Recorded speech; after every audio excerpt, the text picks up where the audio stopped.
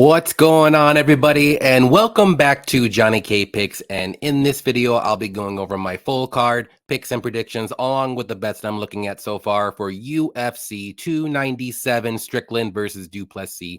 Now, first things first, as always, please hit that like button, subscribe if you're new, or if you just haven't yet, click on the notifications so you get notified when I put out my videos or any of our live streams on Tuesday or Friday nights.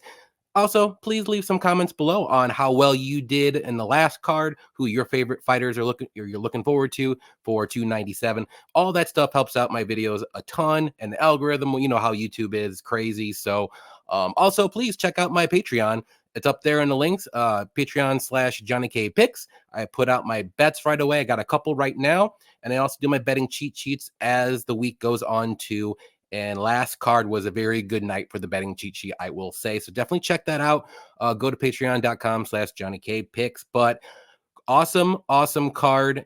I know name value, it wasn't amazing last night, but a lot of finishes, a lot of cool fights. I went 8-3 on my picks, and then we'll go over my bets. And let me just jump in here.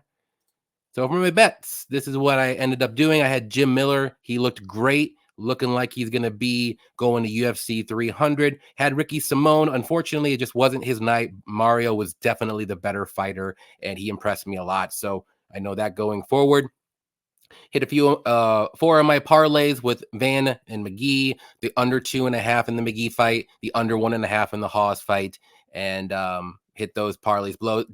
Gene Silva round 1 knockout. And I also lost because Cortez felt like dancing a little bit more instead of getting the knockout, even though he still won. So overall, 4.78 units to start the year, which is a good sign because last year it was a complete 180. I think I was down about 5 or 6 units, maybe even more. It was a bad first start of the year. So going to keep the good vibes rolling. And let's quickly go into my little reactions that if you may note, if you follow me on Twitter or Instagram, I always post these right after the fights, but let's just jump right into it. Van is legit. Problem at flyweight. I know this is newsflash to everybody, but man, this guy is really good, and I really like his style. It's going to be a problem for a lot of people, but once he starts getting to the ranked opponents, you know, he might start to show like it be more level with them, if you want to say. But love his pressure, love his pace, love his boxing. Looking forward to it. He's only 22, guys. So never back UFC debut fighters with less than pro fights or 10 pro fights. This is going to be a new rule, guys. I didn't bet anything on the Tom Nolan fight because I had a weird suspicion. I was talking about it all week, even in the live shows. Like, Mota's not that bad, and he ended up knocking him out because Nolan's a little green. He only had 6 fights fighting lower level guys. So just a little rule. Remember, if you think, you know, for debut fighters, just be a little sketchy a little bit, if you want to say. Don't go all in and out with those, especially at that line at like minus 350 he was at. It was insane. GTFOH Weston, totally not UFC caliber whatsoever. Just you can go back to the regional scene, please. Basharat puts on a wrestling clinic. Definitely a good performance from Basharat. Taylor, you know, he just couldn't stop the takedowns, and I didn't think Basharat was going to be able to get as many takedowns as he got. Let's put it that way. Otherwise, I would have parlayed him up, but I love the over 2.5, and that hit with ease. So good win from Basharat. McGee puts on a masterclass striking performance. He's good. A lot of people were saying how good Bolanos' striking was, and he does have good striking, but man, McGee was piecing him up, landing bomb after bomb after bomb, and finally the ref just stopped it because eventually McGee was going to get that win and knockout. So I don't mind the stoppage there from the ref, but very good win from McGee too. Can't pick Selmsberger fight to save my life. Again, anytime I bet or pick him, he loses. Anytime I fade him, he wins. I'm just going to do the opposite next time. I didn't have a bet on this fight whatsoever because I knew my lessons after that, but I still can't pick him right. So I'm going to go the opposite, whatever I think next time. We'll see what happens. This is a new movie idea for Magic Mike should do a UFC edition starring Cortez Acosta with all of his pelvic thrusting. It was disgusting in there. Like, I don't know. I didn't even want to watch that fight. It was awful. Waldo, if D1 Dontel Mason, this is my guy, mind you, if he can knock out Orlovsky, there's no reason why Waldo couldn't. And he just didn't want to push the pace. Like, there's no threat that Orlovsky is going to give Waldo at all. Why are you dancing? Why are you not going forward more? Why aren't you taking some chances? This dude, it was an awful performance. I didn't like it. He still got the win, but 29-28 unanimous. And I'm actually kind of shocked. I'm surprised not one judge didn't give Arlovski a 29-28 just because that's how bad it was. Next, poor Hawes. That chin's done. Unfortunately, he took a lot of good shots and nasty shots before he got knocked out, especially that knee. But whew, better fighter on paper, but man, he can't take a punch anymore, unfortunately. Bautista did the damn thing. Very good performance from him. Like I said, I was on Simone, and it just wasn't his night, and it was Bautista's night, and he improved a ton. Good takedown defense, good get-up game. Like what I see, good striking too. See you at UFC 300, Jimmy. I hope Jim Miller gets to UFC 300 and fights somebody. I don't even care who it is because he deserves it. Great win. Beat up that leg. Got the submission win in the third round. Awesome performance. Love to see it. Junkyard dog. Ankalaev don't play in rematches. That was nasty.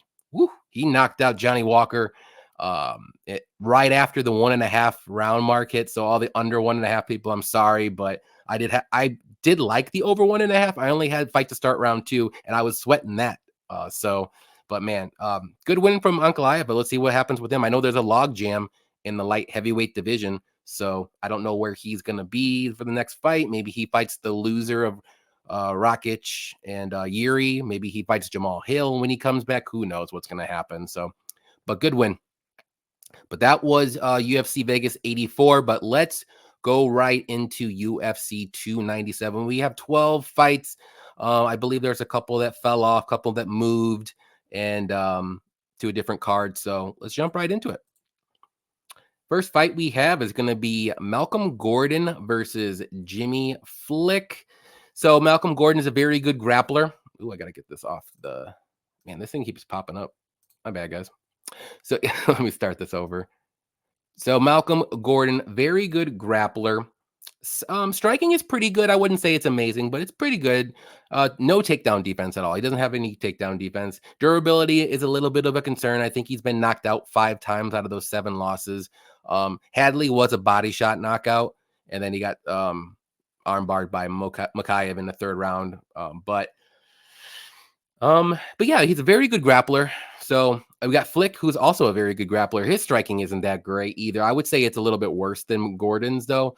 He gets hit a ton. 0 takedown defense as well, but he likes to get the fight to the mat. He's very aggressive. He'll pull like jumping arm triangles to get this fight to the mat. He'll pull guard. He wants to be on the ground and grapple. He's not really a striker. He's been KO'd in his last couple fights too, against Charles Johnson, which that isn't a good look. He doesn't knock out anybody. And against Costa, which is, he does have power in his hands, so I'm not going to take anything away from him. But so his durability is questionable too. So both these guys are kind of the same style of fighter. They both have red flags on the durability side for each, but I'm going to go with Malcolm Gordon. I like his striking a little bit more. So I think the grappling is about even. Maybe Jimmy Flick is a little bit more dangerous early with his grappling, but as the fight goes on, he slows down a ton. And Gordon, at least I like his cardio better. I think his durability is a little bit better. I don't think he needs to worry about getting knocked out on the feet. And I like his striking a little bit more. So I think the first round might be a little hectic, but I think if this fight gets into the 2nd round or even 3rd round, I like Gordon here to get either a late finish or a decision win. And Gordon can get a 1st round win too here too. So give me Gordon to win. I'm going to say he does find a finish maybe in the 2nd round after Flick kind of maybe gasses himself out trying to get the submission. Next one is going to be Jasmine Jasudavicius versus Priscilla Cachoeira. And Jasmine, very good wrestler. She always pushes forward. She's very tough. She's very durable. She can get hit a little bit more than, or a little bit like too much for my liking, if you want to say, but good cardio. And her striking is pretty good, but it's more so volume striking. She doesn't really have the power to knock anybody out. On the other side here, Priscilla, she does have the power to knock people out. She's a powerful striker. She's very tough. Takedown defense, though, isn't good whatsoever, and she does not have a ground game. So this is where the key factor is. Do you think Jasmine's going to be able to take this fight to the mat? Answer, yes. Jasmine should be able to win this fight. I think, she doesn't really have traditional like double leg takedowns. It's more so trips against the cage, but honestly, I think Jasmine's going to be really strong up against the cage. I think she can get those trips going. And once this fight gets to the mat, I think Jasmine can get a finish here too. Maybe ground and pound, maybe get a submission. We haven't seen her get submissions, but more so ground and pound. So I'm going to go Jasmine to win. I think she gets this one done. And I'll say by decision, but it wouldn't shock me if it's there's a ground and pound finish after a while later in the fight, maybe second or third round. Next one's going to be Johan Lainesse versus Sam Patterson. And Johan, solid grappler. He's got power in his hands. He's got good submissions. His cardio, it's hit or miss. We've seen him go past the second round and he kind of slows down with his volume and he gets hit. He's kind of hittable too as he gets a little bit more tired. But the first round, he's always dangerous and he's got power in his hands. Sam Patterson, he is moving up a weight class. He normally fights at lightweight, and he's very tall for a lightweight, as you can see, 6'3", 78-inch reach, but he's a solid striker. He does have power in his hands. He does have a sneaky guillotine, so Johan has to be a little bit, careful with that. Striking defense, though, isn't good. He does not move his head whatsoever. Sam Patterson does not, and he can be taken down easily too. So both fighters, they're definitely finishers.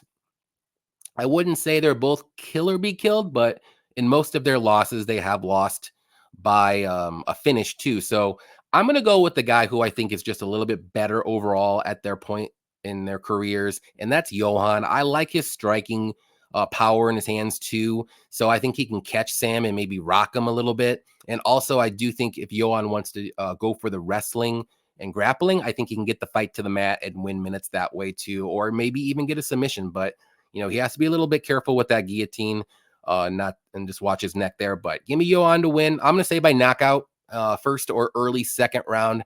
I don't think this fight goes over 1.5. One side or the other, whoever wins. They're both finishers, like I said. So, but Johan's at home. He's in Canada. I think he's a little bit more dangerous than Patterson. And I also think I trust Johan's durability a little bit more than Patterson's at this point. Next one should be a fun one. Jillian Robertson versus Polyana Viana. So Robertson, very good grappler, good submissions. She is a little bit, I would say she's more so a better grappler when she's on top than off her back. So, but she still struggles to get those takedowns, though. I know it's looking a little bit better when she's moved down to strawweight. When she was at flyweight, she could not get a takedown to save her life. But now she's fighting a little bit smaller fighters. She's able to get those takedowns. But like I said, it's not like superb now. It's just a little bit better. Her striking isn't all that great. She's very hittable on the feet. So her bread and butter is get this fight to the mat and work for submissions when she's on top.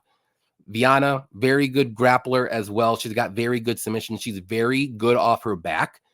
So her takedown defense, she prefers to actually be on her back if she's going to be in a grappling match. So it's going to be interesting if this fight does go to the mat. But but she does have pretty good striking too. We've seen it in the in her fight against Frey. She had a good knockout there. So I'm not saying her striking is amazing by any means, but I do think it's better than Jillian's. First off, let's just put this out there. I think this line is wide. Now, when it first started out, I thought it was appropriate, but I don't understand how you can trust Jillian at minus 200 against another good grappler.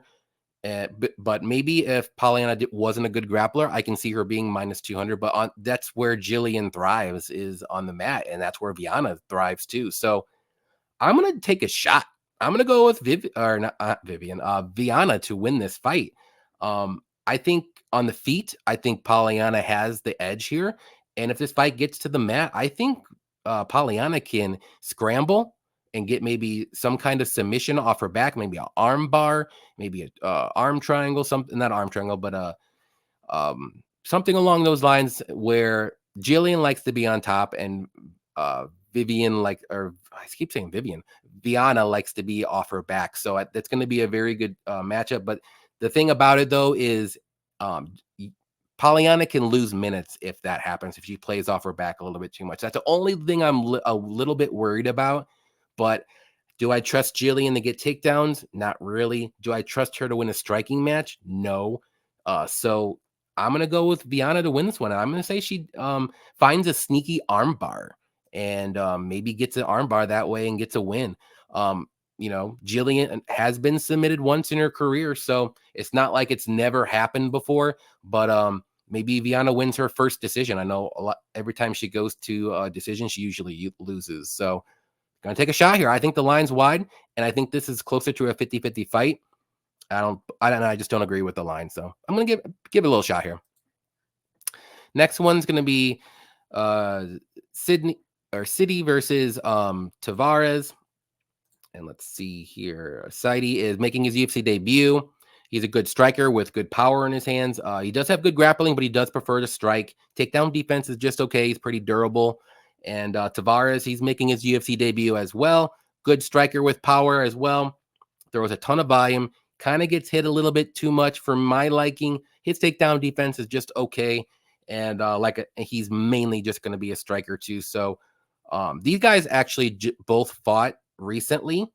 And I believe Sergey won by knockout in the Dana White Contender Series. So they're fighting again with their UFC debuts, and I think it's gonna kind of be the same way. I think Sergey is a little bit better of a striker. I think he's a little bit more technical. He does have the power, and he also can mix in some takedowns. I don't think Taveras will mix in any takedowns. I think he'll want to strike. His striking defense is a little bit like I said, lackluster, if you want to say, but he does throw a lot of volume, so maybe he can land a good shot on Seri. But give me Seri to win, and I think he's going to win by knockout again. Maybe not in the first round. Like I think that's what happened in the last fight, but maybe later in the fight.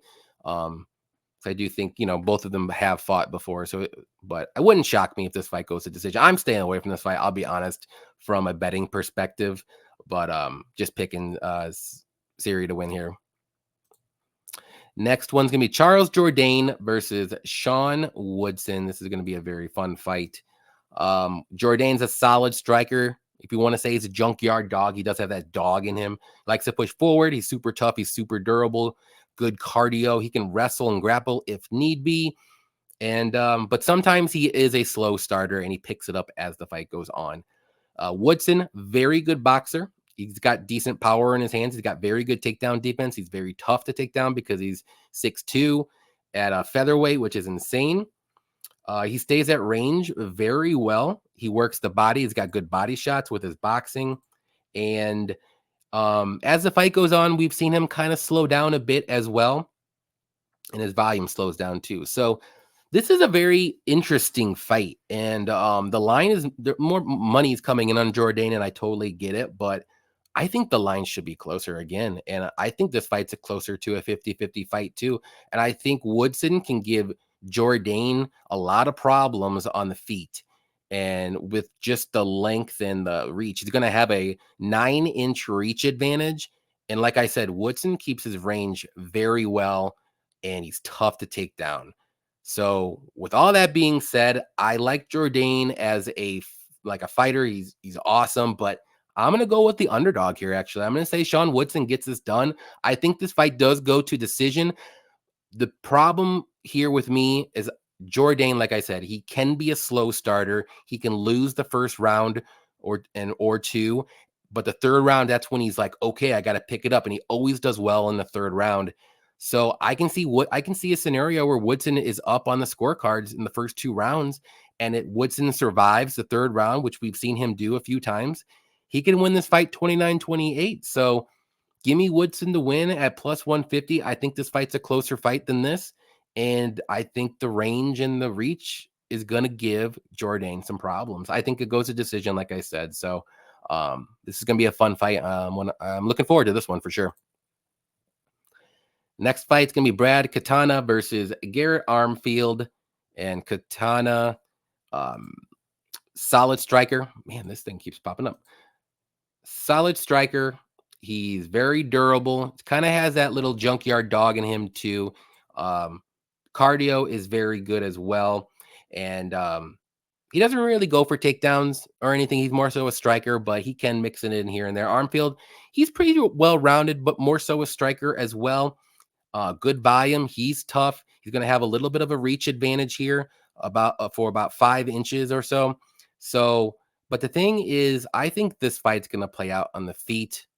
I think Brad is a little bit more of a junkyard dog. He's a little bit more durable, and I do think he's going to be able to land the better shots, especially as the fight goes on. I do like Katona more so. So give me Katona to win. I think this fight goes to decision too. Both guys are pretty durable. Both guys are pretty tough, but this could be one of those fights where they both stand in the middle of the ring and they kind of just go back and forth, one hitting one hitting the other with good shots, and it just goes to decision. But I just think Katona's going to land the better shots and more of them. So Katona wins by decision is my pick. I'm pretty confident that he gets this one done. Not to say that Armfield's a bad fighter. I just don't think he's on the level of Katona at this point in his career. So, Armfield did beat Kazama by knockout, which, not really the greatest win. And he lost to David Onama. So, and that was on short notice. But I think Katona's a little bit better than Armfield, like I said, at this level. Main card now, we got Arnold Allen versus Movsar Evloev. And this is going to be a banger of a fight. Allen's a very good striker. He's got decent power in his hands. He does keep his range well. He can mix in some takedowns here and there, but I don't think he's going to in this fight. Solid takedown defense, and he's durable. But the thing about him that kind of I don't want to say I don't like about him, but he can be a little low volume as the fight goes on. He slows down a bit. Evloev, very well-rounded guy, very good striker. He does some pop in his hands. Good takedowns, good wrestling, as we saw in his last fight against Diego Lopez, which was crazy. He got out of like 3 or 4 very nasty, submission attempts. But I know when we first saw him, we're like, dang, you couldn't finish Diego Lopez. But now Diego Lopez is the real deal. So that win is aging like a fine wine. But, both these guys are very good in their own ways. But I'm slightly leaning Evloev just because I do think he's going to be able to mix in the wrestling on the feet. I think this fight is very close, but Evloev has that backup plan of wrestling, getting this fight to the mat, winning the minutes that way. And I'm going to say this fight goes to decision. I like that play a lot. I don't know what the line's going to be, but give me Evloev to win by decision. But wouldn't shock me one bit if Arnold Allen wins a close decision too, but he's going to have to stop those takedowns. And I just don't know if he's going to be able to. Not to say that Evloev's going to go wrestle heavy game plan, but he just has that option to mix it in here and there, and Allen just has to be wary about that. Next, another fun fight here, Chris Curtis versus Marc-Andre Barriault. And Chris Curtis, we all know what he is and who he is. He's a very solid striker with good boxing, good powerful counters, good body shots as well, which I really like about him. He does work the body a lot. He can be a little hittable at times. He does turtle up a lot like that, and it doesn't look good. So he may lose a little bit of minutes, but he does that on purpose just to get the fighter close to him, to counter him, and he does have power to do that. Very good takedown defense too. Very durable too. Good cardio. Barriault, well-rounded guy, solid striking, good boxing, good takedowns, good cardio. He can be a little hittable on the feet. And he's good everywhere, but just not amazing anywhere. His main weapon is the pressure and the pace that he puts on his opponents. But I do think this fight could be close. And but I'm gonna lean Chris Curtis to win this fight. And the only reason why is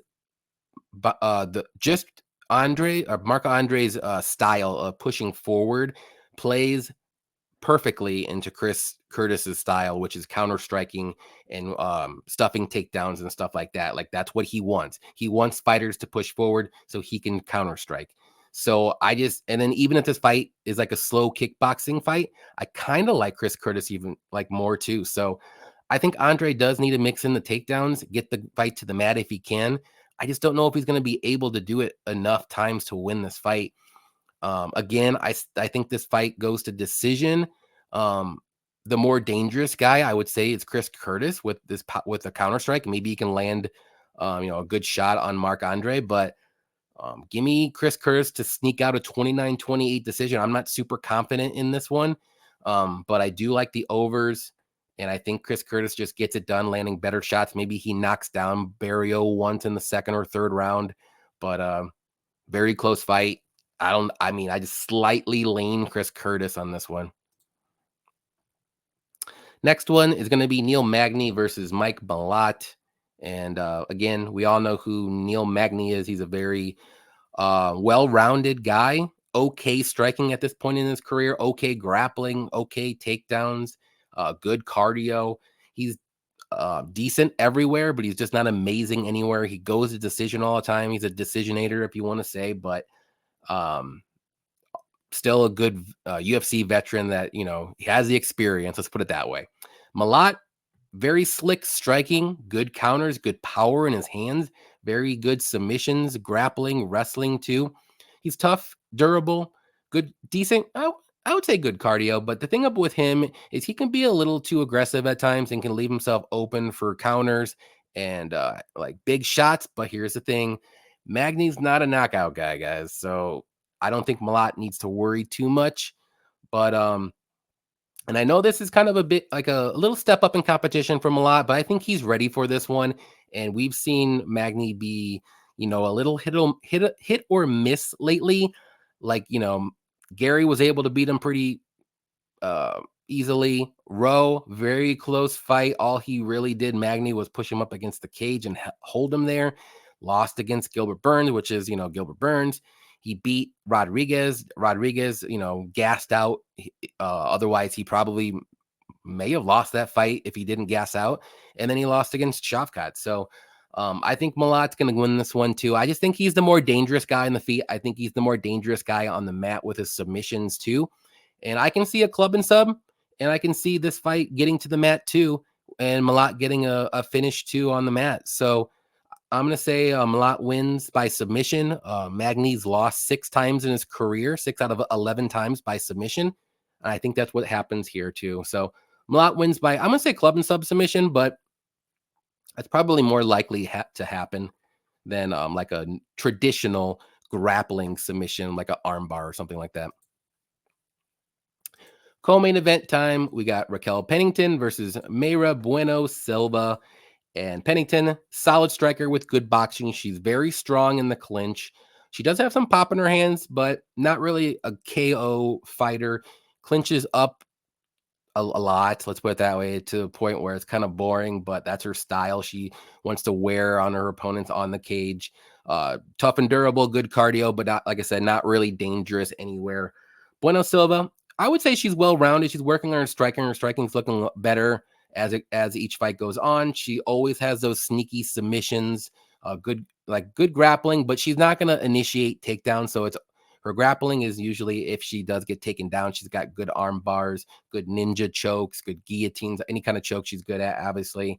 But the one thing about her that I've in this fight is, we've seen her be pushed up against the cage a lot, being held up, which I could see Raquel Pennington do a lot in this fight. So it could be boring, but this is a 5-round fight. And Bueno Silva, she just fought somebody in Holly Holm that pushed her up against the cage the majority of the fight. And then eventually Silva was able to wrap up a ninja choke and got the win here. So not to say that that's going to happen here, but I just think the more dangerous fighter here is Silva. This is 5 rounds. I think she can land the better shots too. I think Pennington's chance to win here is to hold her up against the cage for, and win 3 rounds at least and go to decision. But I think Silva can win a decision. I think she can win a submission. I don't see a knockout by any girl here, but the only finishing upside would be on the Silva side. So give me Silva to win. I think she gets this done. I just think, like I said, more dangerous fighter. And I just think she's going to be able to maybe wrap up a choke up against the cage too. Maybe, but give me Silva to win. Like I said, maybe I'm just not too high on Pennington at this moment in her career. She's 35 years old now. Not really dangerous. And Silva, she's on her way up. She's looking better each and every fight. I know this fight, got overturned because she had like, I don't know if it was Adderall or if it was like, ADHD medicine, something like that. But either way, she won that fight against Holly Holm. So she's on a little 4-fight win streak. So give me Bueno Silva to win. And I think she gets it done either by decision or submission. And main event, which I'm sure everyone's going to be split on, including me, Sean Strickland versus Dricus du Plessis. So we all know who Sean Strickland is. He's a come forward fighter, if you want to say, pushes a pace on his opponents. Throws tons of volume, always in the face of his opponent. Like I said, he's durable, good striker, solid takedown defense. He's not really dangerous. His key weapon is his cardio and his pace. And later in the fight, when his opponent gasses or gets too tired, that's when he picks it up even more. And that's when he gets those knockouts. It's not like a traditional knockout guy with one punch. He does have pretty good takedown defense and pretty good grappling too, but he's going to keep it on the feet as long as he can. That's his style. Du Plessis, well-rounded fighter. He does have power on the feet.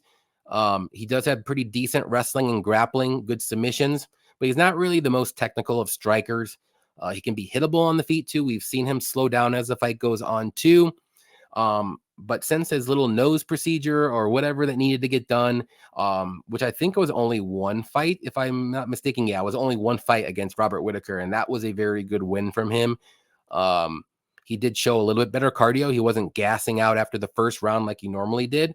So, but this fight's five rounds. And super fun fight. This is a tough fight to pick. But here's what I think needs to happen for du Plessis. I think he needs to get a finish early, like in the first, second, or third round. If he doesn't get that finish early, I think Strickland runs away with it in the third, fourth, or fifth round. And I think the 5-round favors Strickland. So that's the question. Do I think du Plessis is going to be able to knock out or submit Strickland? I'm going to say no. So, and if I say no to that, I'm going to say Strickland wins this fight by decision. Is there a chance he can get a knockout maybe in the fourth or fifth round? Sure, because du Plessis has never been to the fourth or fifth round in the UFC at least. So we'll have to see what his cardio looks like after 3 rounds too. So I'm going to go with Strickland. Not super confident whatsoever. I just don't think Dricus is going to be able to get a finish. If I did, I would pick du Plessis, but got to go with Strickland. He's just a tough puzzle to solve, if you want to say. But du Plessis can, he can rock him, maybe. The only person that rocked Strickland was Alex Pereira. But we all know that check left hook of Pereira is money. So I don't know. Du Plessis is a little bit too wild on the feet sometimes. And he's going to have to land a very good shot to knock out Sean Strickland. He's very durable too. So Strickland by decision is the way I'm going to go, but not super confident. Like I said, it's going to be a good fight. But that is it, guys. Those are my picks and predictions for UFC 297. Thank you, everybody, for watching. And like I said, please, on your way out, hit that like button for me, subscribe, leave a comment below. Check out my Patreon as well. What's going on this week? Tuesday night is going to be on my channel for the live show with me and Cody. And we're going to do our Defender units, me and him. And then Friday night, it's going to be on his channel with a couple special guests too. And it's going to be a fun show on Friday night. So you don't want to miss that one. Like I said, turn on those notifications so you know when they come up, and we'll let you know too on Twitter and Instagram, all that good stuff. So good luck to everybody with their bets. I hope it's going to be a great fight card. Like I said, name value's not there on this one, but I still think there's going to be some good bangers and good finishes on this one too. So enjoy the fights. Until next time, happy fight night.